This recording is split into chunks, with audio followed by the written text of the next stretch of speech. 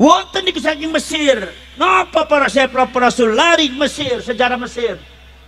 Di Mesir dalam abad yang sama ada sejarah yang mirip dengan Ba'alwi, walaupun kula mboten mengatakan bahwa itu adalah mbahnya Ba'alwi, tapi jenenge mirip, bahkan menurut sejarawan perjalanannya pun mirip, bahkan ibunya juga mirip, ibunya Alwi, yaitu para syekh sedulur. Ibunya Ubaidillahnya napa? Ubaidillah Ba'alwi niku pindah dumateng Madinah sami mawon niki jenenge teng Mesir ana wong sing jenenge Ubaidillah bin Ahmad, mung disebute sanes Al-Muhajir tapi Al-Habib, Ubaidillah bin Ahmad Al-Habib.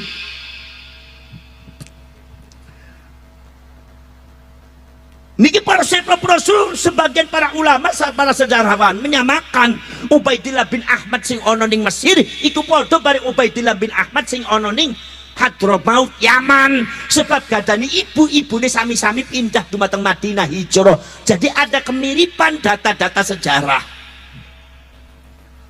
Pripun ceritane Ubaidillah bin Ahmad ini para syekh dulur dumateng catatan orang Mesir iku para syekh rasul adalah seorang Yahudi asli Yahudi dari Yahudi Askenazi atau Yahudi Hazarian, mengaku dirinya cucunya Rasulullah, mengaku dirinya keturunannya Kanjeng Nabi, mengaku dirinya, mengklaim dirinya ada darahnya Kanjeng Nabi, padahal dia itu darahnya bukan darah Arab tapi darah Eropa.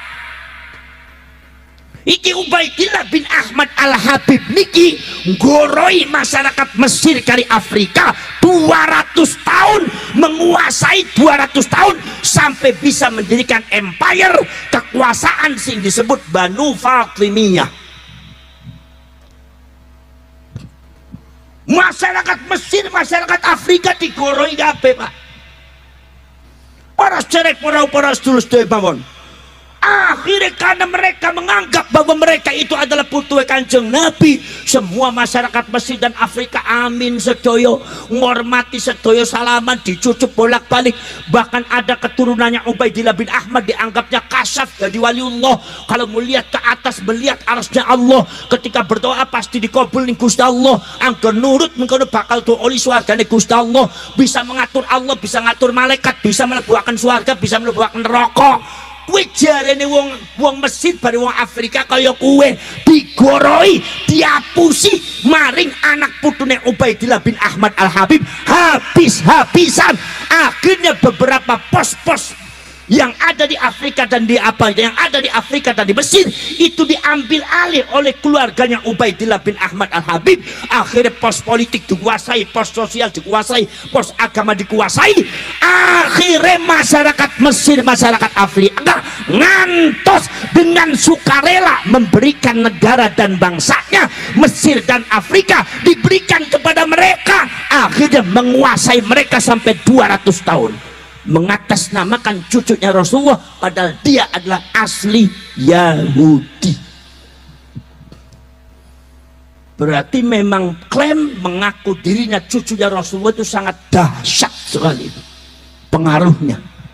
Buktinya apa? Ubaidillah bin Ahmad Al-Habib dumateng Mesir, anak putune bisa menguasai 200 tahun.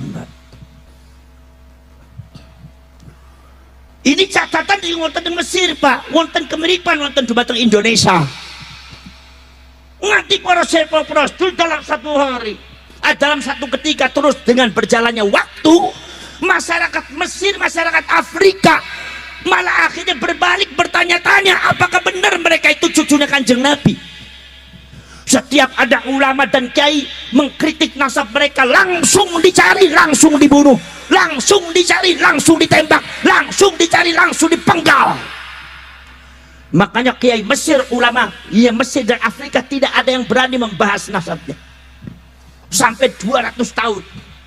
Begitu sudah i'tidah, sudah melewati batas di mana anak cucunya Ubaidillah bin Ahmad Al-Habib tambah semena-mena wonten dumateng Mesir, semena-mena memperlakukan masyarakat Afrika seperti budak-budak yang tidak ada harganya, seperti binatang yang tidak ada harganya.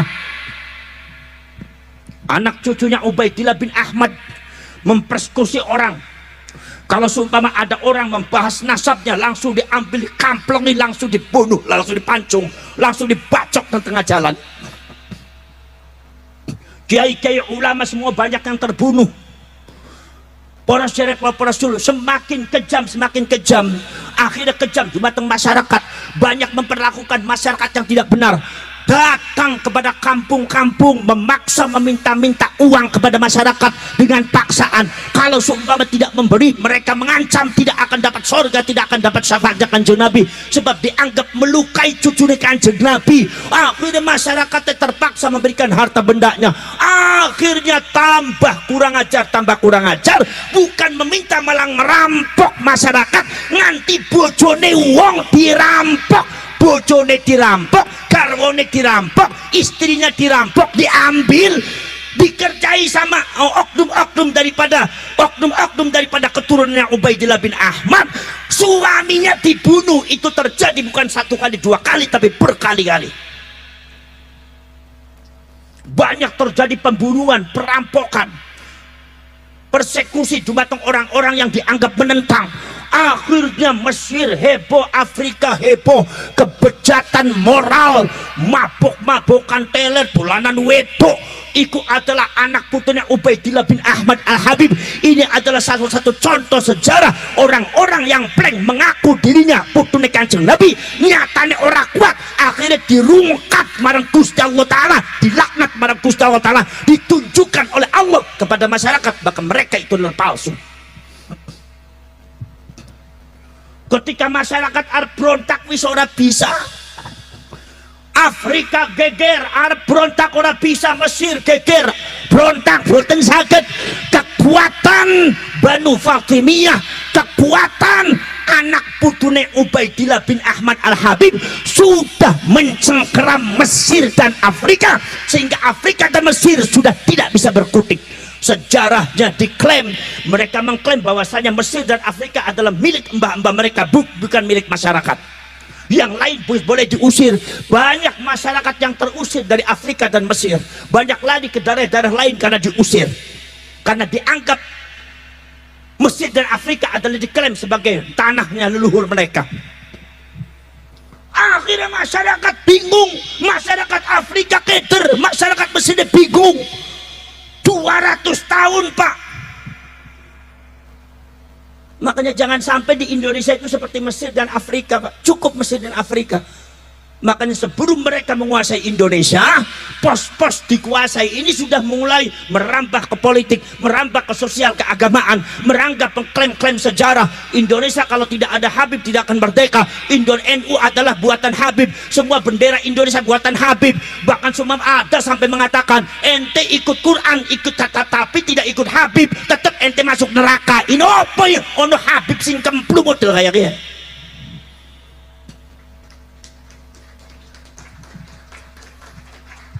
Kenapa badan? Iki para saya klaim-klaim itu seperti yang ada di Mesir itu sudah ada Pak. Sampai Mesir dan Afrika tidak berkutik.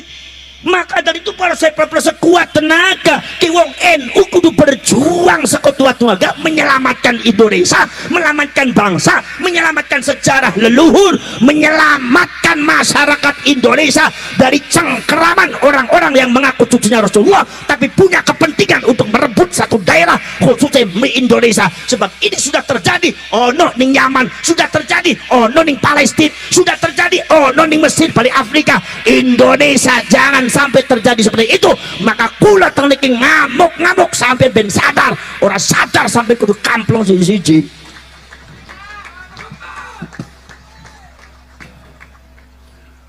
Wis model potongannya habaib, model kayak orang bener dibela bae marang sampean, ngomongin bela putuhe Kanjeng Nabi ndasmu. So ana muhibine sing wani-wani ngomong ning aku marek ning akeh gelut dari aku nyong ngene. Apa kebatilan dibela jare sapa nih kowe? Mati-mati syahid, sangit apa sangit sampeyan. Nggih napa mboten? Para cerek, para sedulur mawon. Akhirnya masyarakat Afrika menangis, masyarakat Mesir menangis. Akhirnya masyarakat Mesir, masyarakat Afrika haji rombongannya teng Mekah kepanggi kali Salahuddin Al-Ayyubi. Otoh Salahuddin Al-Ayyubi dia pakai matur kepengen kepanggi. Akhirnya beberapa orang dari Mesir dan Afrika kepanggi kali Salahuddin Al-Ayyubi. Begitu ketemu kali Salahuddin Al-Ayyubi, Salahuddin mendengarkan ceritanya orang Mesir dan Afrika sangat miris.